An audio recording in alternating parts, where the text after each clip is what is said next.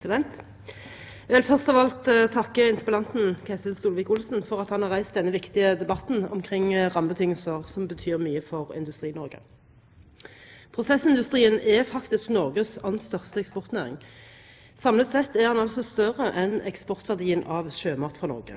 Og det er som kjent ingen tilfeldighet at nettopp denne industriklyngen er stor. Tilgangen på billig energi har gitt oss et komparativt fortrinn. Mange bygder og steder oppover langs kysten vår er bygd opp nettopp med basis i energitilgang og den kraftforedlende industrien. Gjennom flere år og generasjoner har vi bygget en kompetanse rundt kraftforedlende industri som gjør at de i dag fremstår med den tyngden de gjør, både nasjonalt, men også internasjonalt.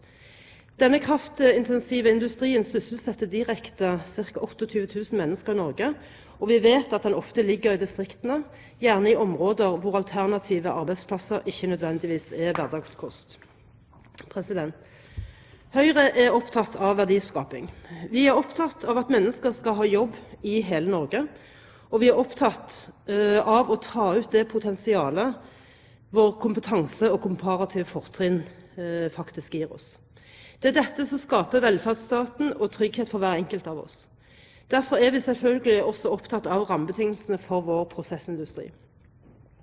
Dette er en bransje som hovedsakelig konkurrerer på et globalt marked, hvor prisene også settes globalt. Det er med andre ord en industri som er vant med å konkurrere hver eneste dag, og disse vet at de hele tiden må være proaktive i forhold til det å kunne levere de beste produktene til en best mulig pris for kundene. De vet også at de må videreutvikle seg for å holde posisjon som ledende aktører. En slik bransje er avhengig av mest mulig konkurransedyktige rammebetingelser i forhold til sine konkurrenter.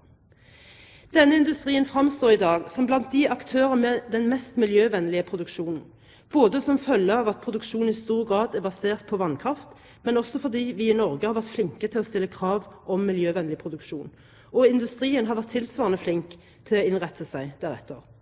Dette innebærer at for eksempel innenfor produksjon av aluminium betyr det et miljøbidrag jo mer aluminium Norge faktisk kan produsere. Og dette er et produkt vi vet verden etter all sannsynlighet bare vil etterspørre i økende grad.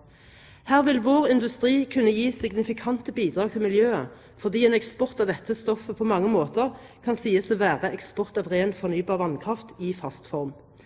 Dette innebærer at vår aluminium- og metallurgikompetanse kan bidra til å møte de globale energi- og klimautfordringene. Og næringen har ambisjoner innenfor dette området. De mener å kunne redusere sine utslipp og bruke mindre energi. De kan hjelpe sine kunder til å redusere sine utslipp og til å bli mer energieffektive.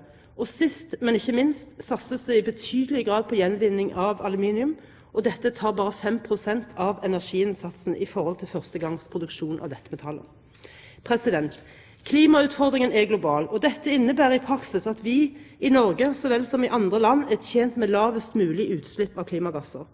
Da er det fra Høyre sitt ståsted en enkel erkjennelse å kunne si at vi på ingen måte løser klimautfordringen ved å flytte produksjon fra Norge til andre land, gjerne med mindre krav til miljøvennlig produksjon, såkalt karbonflukt. Skjer dette med vår prosessindustri, har vi tapt på alle fronter. Først og fremst har miljøet tapt, fordi en flytting av produksjon sannsynligvis utelukkende vil skje til deler av verden med mindre krav til miljøvennlig produksjon. Dernest taper vi arbeidsplasser og kompetanse.